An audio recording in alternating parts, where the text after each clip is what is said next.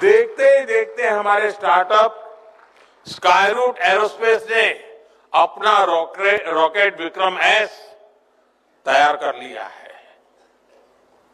एक और startup Agnikul Cosmos ने दुनिया का पहला 3D प्रिंटेड इंजन बनाकर सबको चौंका दिया है। ये सब स्टार्टअप की कमाल है। भारत के स्पेस स्टार्टअप अब लगातार कमाल करके दिखा रहे हैं। साथियों, मैं अब आपसे एक सवाल करता हूं। आप कल्पना करिए कि अगर ड्रोन उड़ाने पर 24 घंटे अनेकों तरह की पाबंदी लगी रहती तो क्या होता? ये थी। पहले हमारे यहां ड्रोन उड़ाना या बनाना दोनों कानूनों के जाल में फंसा हुआ था। लाइसेंस लेना पहाड़ चढ़ने जैसा काम था और इसे केवल सुरक्षा के नजरिए से ही देखा जाता था। हमने नए नियम बनाए, नियम आसान किए। इसके कारण आज हमारे यहां कितने ही युवाओं को ड्रोन से जुड़े सेक्टर में आगे बढ़ने का मौका मिला है।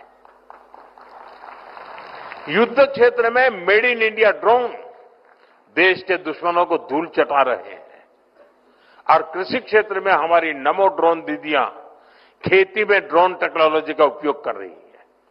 साथियों, डिफेंस सेक्टर भी पहले सरकारी कंपनियों पर ही निर्भर था। हमारी सरकार ने इसको भी बदला। भारत के डिफेंस इकोसिस्टम में स्टार्टअप के लिए दरवाजे खोले। इसका बहुत बड़ा फायदा हमारे युवाओं को ही मिला है। आज भारत में 1000 से अधिक डिफेंस स्टार्टअप्स काम कर रहे हैं। आज एक युवा ड्रोन बना रहा है तो दूसरा युवा एंटी ड्रोन सिस्टम बना रहा है। कोई एआई कैमरा बना रहा है, कोई रोबोटिक्स पर काम कर रहा है। साथियों, डिजिटल इंडिया ने भी भारत में क्रिएटर्स की एक नई कम्युनिटी खड़ी कर दी है। भारत आज ऑरेंज इकोनॉमी यानी कल्चर, कंटेंट और क्रिएटिविटी का अभूतपूर्व विकास होते देख रहा है। Bharat media, film, gaming, music, digital talent, VR, XR जैसे क्षेत्रों में एक बड़ा ग्लोबल सेंटर बन रहा है। अब यहां पर एक प्रेजेंटेशन में हमारे कल्चर को एक्सपोर्ट करने की बात तेज आई है। मैं तो आप नौजवानों से आग्रह करता हूं, हमारी जो कहानियां हैं, कहानी किस्से हैं, रामायण है, महाभारत है, बहुत कुछ है।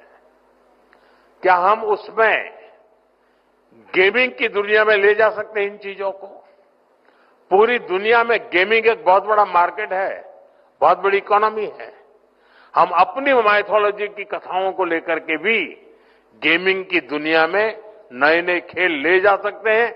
हमारे हनुमान जी पूरी दुनिया की गेमिंग को चला सकते हैं।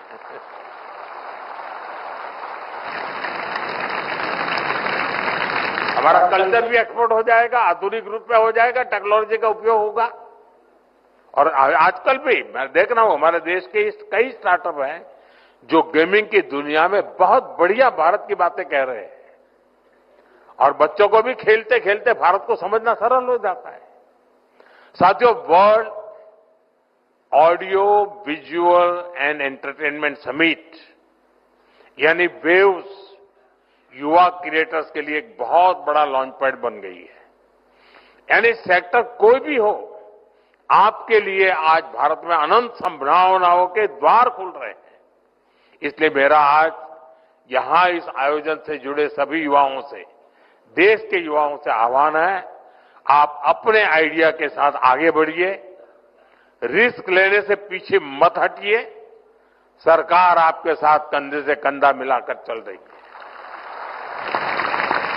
साथियों, बीते दशक में बदलाव का, रिफॉर्म्स का जो सिलसिला हमने शुरू किया वो अब रिफॉर्म एक्सप्रेस बन चुका है और इन रिफॉर्म्स के केंद्र में आप है, हमारी युवा शक्ति है।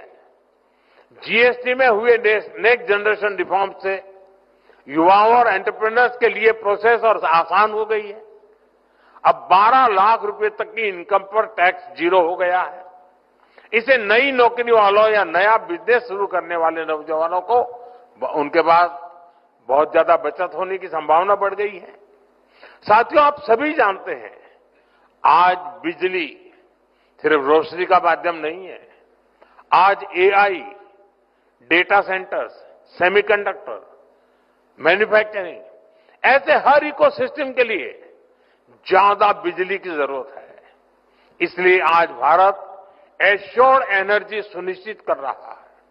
सिविल न्यूक्लियर एनर्जी से जुड़ा रिफॉर्म यानी शांति एक्ट इसी लक्ष्य के साथ किया गया है। इससे न्यूक्लियर सेक्टर में तो हजारों नए जॉब्स पैदा होंगे ही, बाकी सेक्टर्स पर भी इसका मल्टीप्लायर इफेक्ट होने वाला है। साथियों, दुनिया के अलग अलग देशों की अपनी जरूरतें हैं, अपनी डिमांड है। वहां वर्कफोर्स लगातार घट रही है। हमारा प्रयास है कि भारत के युवा दुनिया भर में बन रहे अवसरों के लिए तैयार हो। इसलिए स्किल डेवलपमेंट से जुड़े सेक्टर्स में भी लगातार रिफॉर्म किया जाना चाहिए और हम कर रहे हैं। नई नेशनल एजुकेशन पॉलिसी के बाद अब हायर एजुकेशन से जुड़े रेगुलेशन को रिफॉर्म किया जा रहा है। विदेशी यूनिवर्सिटीज भी अब भारत में अपने कैंपस खोल रही हैं। हाल में ही हजारों करोड़ रुपए के निवेश के साथ पीएम सेतु प्रोग्राम शुरू किया गया है। इससे हमारे हजारों आईटीआई अपग्रेड किए जाएंगे ताकि युवाओं को इंडस्ट्री की वर्तमान और भविष्य की जरूरतों के हिसाब से ट्रेन किया जा सके। बीते समय में दुनिया के अलग अलग देशों के साथ भारत ने ट्रेड डील्स की है। ये भी भारत के युवाओं के लिए नए नए अवसर लेकर आ रही है। साथियों, कोई भी देश बिना आत्मविश्वास के आत्मनिर्भर नहीं हो सकता, विकसित नहीं हो सकता। और इसलिए अपने सामर्थ्य, अपनी विरासत, अपने साजो सामान पर गौरव का अभाव हमें खलता है। हमारे पास उसके प्रति एक कमिटमेंट चाहिए, गौरव का भाव होना चाहिए और हमें बड़ी मजबूती के साथ, गौरव के साथ मजबूत कदमों से आगे बढ़ना चाहिए। आपने ब्रिटिश राजनेता मैकाले के बारे में जरूर पढ़ा होगा।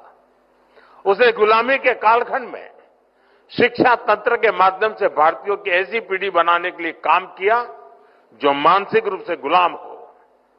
इससे भारत में स्वदेशी के प्रति, अपनी परंपराओं के प्रति, अपने प्रोडक्ट्स, अपने सामर्थ्य के प्रति हीन भावना पनपी। सिर्फ स्वदेशी होना, इंपोर्टेड होना ही, विदेशी होना और इंपोर्टेड होना, इसी को श्रेष्ठता की गारंटी मान लिया। अब ये कोई गले उतरने वाली चीज है क्या? हमें मिलकर गुलामी की इस मानसिकता को खत्म करना है। 10 साल बाद मैकाले के उस दुस्साहस को 200 वर्ष पूरे हो रहे हैं और ये पीढ़ी की जिम्मेवारी है कि 200 साल पहले का जो पाप है ना, वो धोने के लिए अभी 10 साल बचे हैं हमारे पास।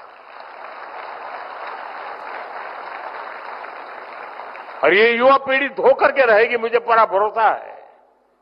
और इसलिए देश के हर युवा को संकल्प लेकर इस मानसिकता से देश को बाहर निकालना है। साथियों, हमारे यहां शास्त्रों में कहा गया है और यहां पर स्टार्टअप, यहां जो प्रेजेंटेशन हुआ उसमें भी उसका उल्लेख किया गया, आनो भद्रः कर्तव्यो यन्तु विश्वतः, यानी हमारे लिए सभी दिशाओं से कल्याणकारी और शुभ और श्रेष्ठ विचार आने दें। आपको भी दुनिया के हर बेस्ट प्रैक्टिस से सीखना है, लेकिन अपनी विरासत, अपने आइडियाज को कमतर आंकने की प्रवृत्ति को कभी हावी नहीं होने देना है। स्वामी विवेकानंद जी का जीवन हमें यही तो सिखाता है। उन्होंने दुनिया भर में भ्रमण किया, वहां की अच्छी बातों की प्रशंसा की, लेकिन उन्होंने भारत की विरासत को लेकर फैलाए गए भ्रम को तोड़ने के लिए निरंतर प्रयास की, कठोरता उन्होंने घाव की उस पर। उन्होंने विचारों को सिर्फ इसलिए नहीं स्वीकार किया क्योंकि वे पॉपुलर थे, बल्कि उन्होंने कुरीतियों को चैलेंज किया। स्वामी विवेकानंद जी एक बेहतर भारत बनाना चाहते थे। उसी स्पिरिट के साथ आज आप युवा शक्ति को आगे बढ़ना है और यहां अपनी फिटनेस का भी ध्यान रखना है, खेलना है, खिलखिलाना है। मुझे आप सभी पर अटूट भरोसा है। आपका सामर्थ्य आपकी ऊर्जा पर मेरा विश्वास है। इन्हीं शब्दों के साथ आप सभी को एक बार फिर से युवा दिवस की बहुत बहुत शुभकामनाएं। मैं एक और सुझाव देना चाहता हूं।